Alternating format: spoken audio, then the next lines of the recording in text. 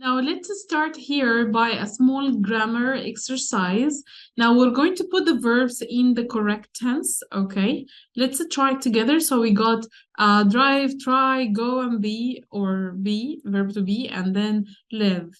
Now let's try it together to answer these sentences to fill in the gaps. Okay, so the first one should be, we over 500 miles yesterday. So we can say it's a finished past action. So we can say we drove, right? So we drove over 500 miles yesterday. Now let's go to the second one here. We're going to say, yes, we have already driven. Very good. Let me write it. We have already driven 200 miles today. Very good. So it's a present perfect. And why are we using this tense here? It's because it's unfinished past. It has something to do with now. Now let's go to the third one. We, for hours without a break. So we can say, we have been driving. Yes. We have been driving for hours without a break. So let me write it here. We have been driving. Yes. Very good. Now let's go to the second verb, which is try.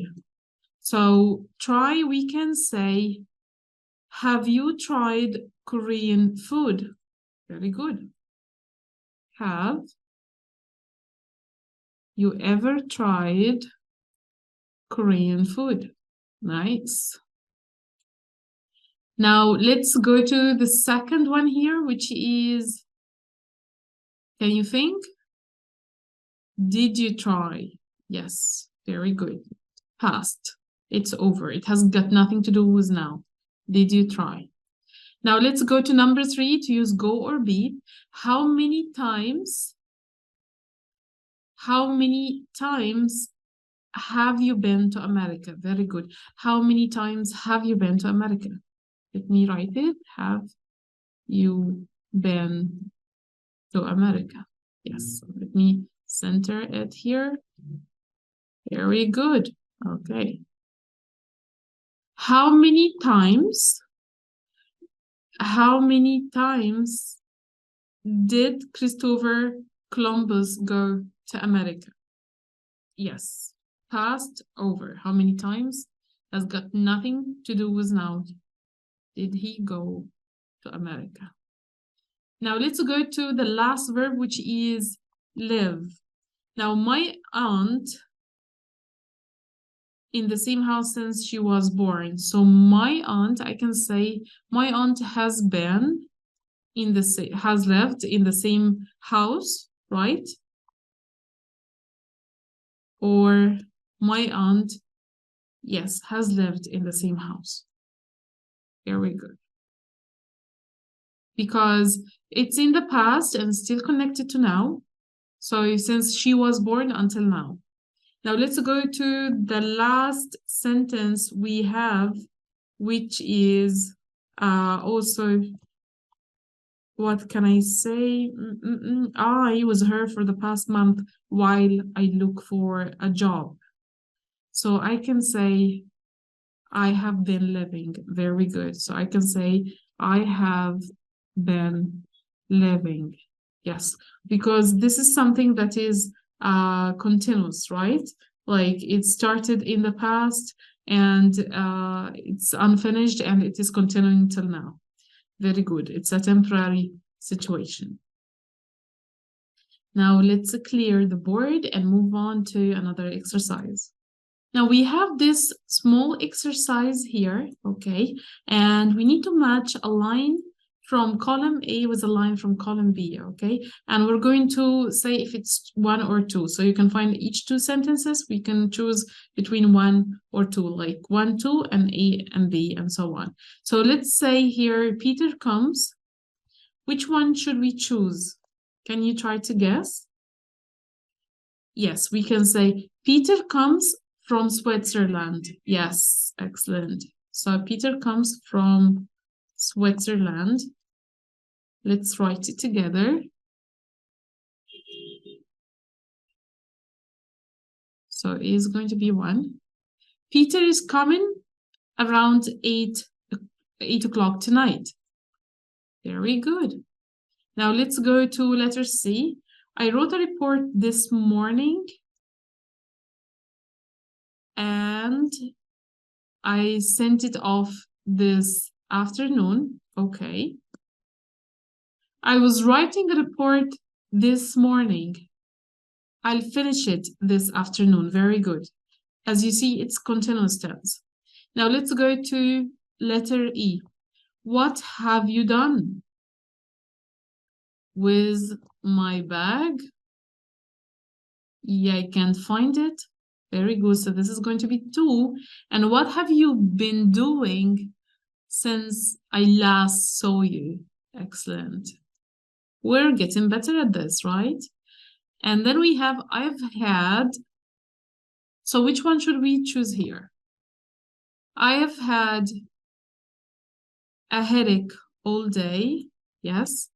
And I have been having headaches for weeks. Yes. Excellent.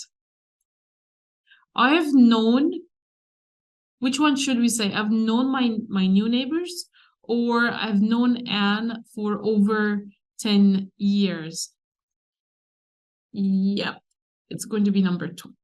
I've known Anna for over 10 years, and I have been getting to know my new neighbors. So this is in progress, it's still happening. Now let's go to letter K. I've cut my finger, it hurts, or I've cut wood all morning. Which one here sounds like a continuous tense? Yes, like I've cut my finger, it hurts, yes. And I've been cutting wood all morning. So it was in progress in a certain time. So just to make it easy for you, the continuous tense or adding ing is going to give the sense or the meaning of an action that is still in progress at a certain time. That's very good. I hope nothing is difficult for you so far. And let's move to another activity. Okay, we have here 2 readings, okay? So we have this reading here on like page 17, so you're going to read it, all right? And it's about Tony and Marianne, and they are the founders of the Lonely Planet Travel Guides. And you're going to read this reading passage on this page, and then you're going to go to page 160 or 161 in the PDF, okay? And then you're going to read the second reading here to be able to solve the exercise. So I will let you now read it, okay? And after that, we're going to solve the missing information. So we got the second one here, okay? And the first one on page 17 in the PDF. All right, so let's try to make the questions together, okay, to complete the questions related to each part. So from the first reading, we got, when did they found Lonely Planet? When was Lonely Planet founded? You can say this or that. And then we have how many languages? How many languages have the books been translated into? Okay. And then we have another question, which is where are the headquarters of Lonely Planet, or where are headquarters of Lonely Planet's headquarters? Okay, so where are the headquarters of Lonely Planet or Lonely Planet's headquarters? Very good. And then we have what he studied what. So we can say what did Tony study, or what did he study at the university? And then we have why. Why did she go to London at the age of 20? Very good. So we got for the second founder, why? Okay. And then we have where here. In 1972, they traveled. So we can say where did they travel in 1972? And then we have how long.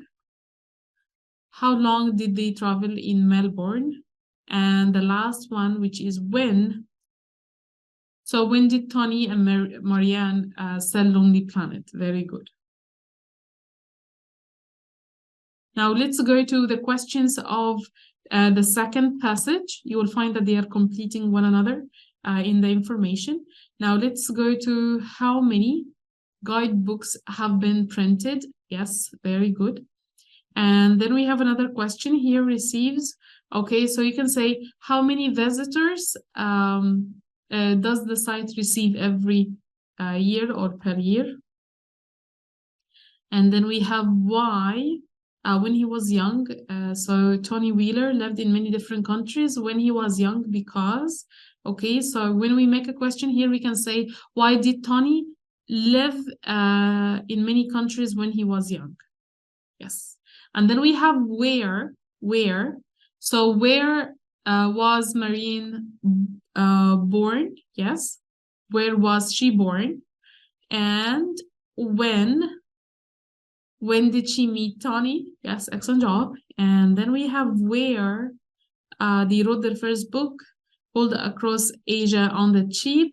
So where did they write their first book? And the last question we have, together they have been to countries. So you can say how many countries have they been to? Excellent job. So these are the questions, and you will find that the answers to the questions in reciprocating the answers in the two reading passages. Very good. Now let's go back to the next page.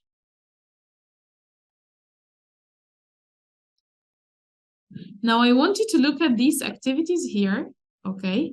And let me know if you would like to practice any of them or to visit any of these places or to do any of these activities. Well, for me, I like to fly in a hot air balloon, maybe escape to a paradise island, go whale watching. Yeah, it's gonna be from afar. And dive with the sharks, no way, never. No, I would never do that. Swim with the dolphins, I don't know, like not sure, it's like a big fish and it's a bit scary for me. So I think I'm gonna stick with the whale watching and watching something from afar, maybe like watching the dolphins instead of swimming with them, and going to a paradise island.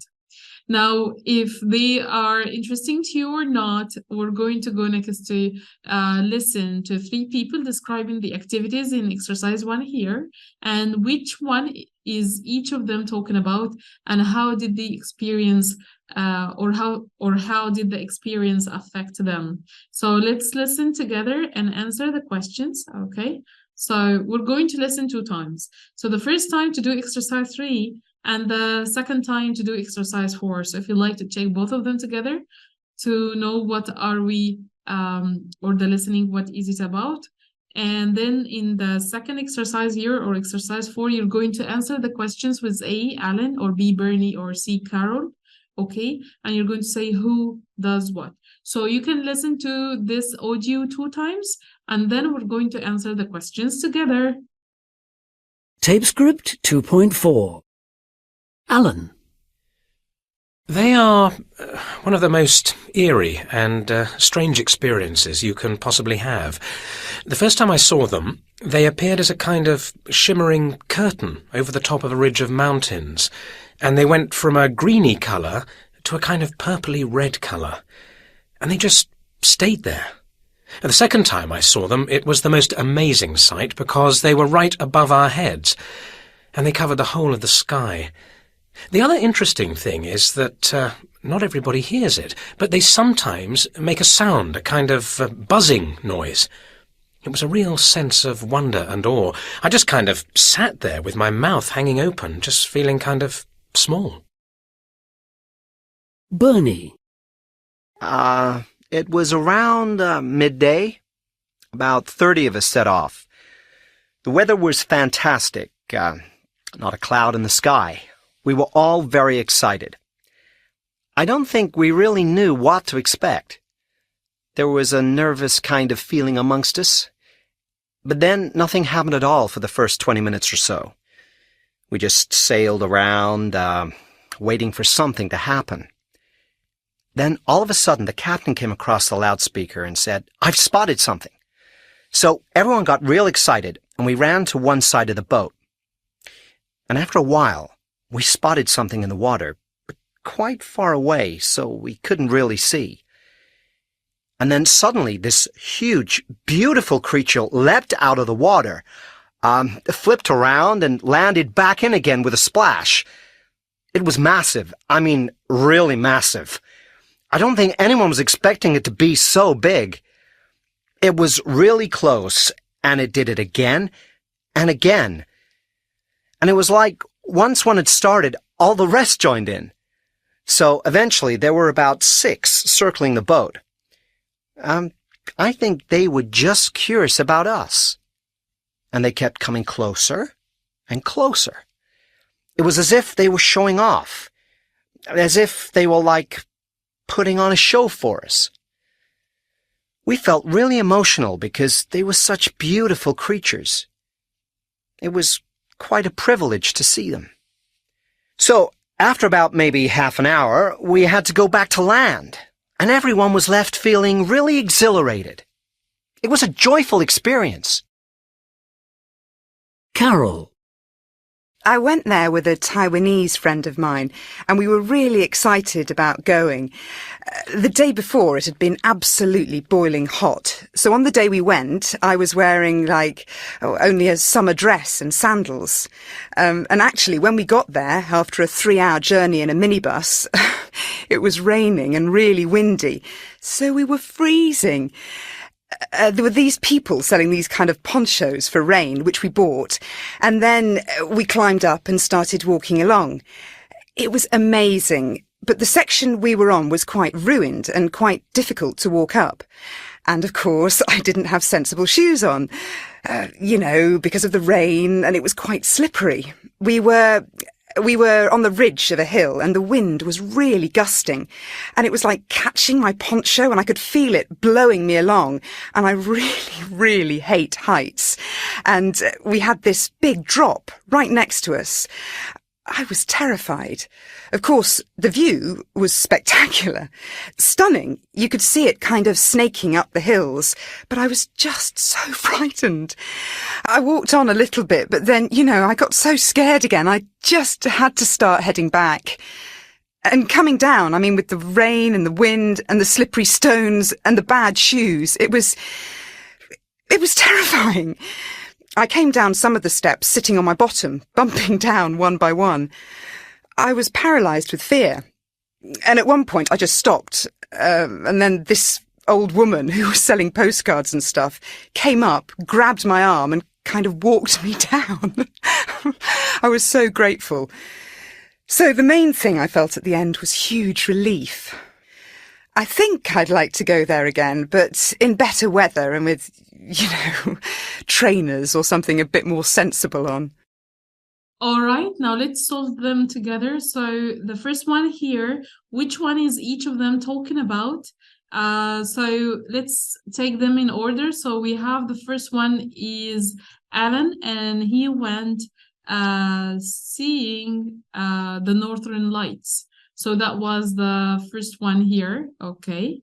And then the second one, we had Bernie, and he went whale watching. So which one here? Yes, he went whale watching. That was the second one. And the third one, Carol, she was walking to the Great Wall of China. Yes, excellent job. Now let's move to the following exercise, and you can listen one more time to be able to guess which one would go for each person. So let's have here number 1, who says that activity was uneventful at first and why? So that was Bernie. Okay, so the first one is answered. Now let's go to the second one. Number 2, which one or who didn't finish their activity and why not? So that was Carol, because she had to head back because she's scared of heights and she was frightened of being uphill on the wall. Yes, excellent job. So we can write it was Carol here. Okay. And number 3, who describes the sound that they heard and what was it like? So that was Alan, and he was describing the Northern Lights making like a buzzing noise. So that was Alan. Number 4, who was surprised at the size of what they saw, and how do they describe it? Can you guess? Number 4. Yes, it was Bernie. And that's because he didn't expect that the whales would be that big. Number 5, who has done the activity twice and which time was best? It was Alan, right? Because the second time it was better for him because they were right above his head. And the last one here, who had their activity spoiled by the weather and how? If you remember, it's Carol. Yes, Carol. And she mentioned that it was the rain and the wind. The rain and the wind made it difficult for her to walk. Excellent job. 50% of this unit is over now. Let's check together the common video for the rest of the unit.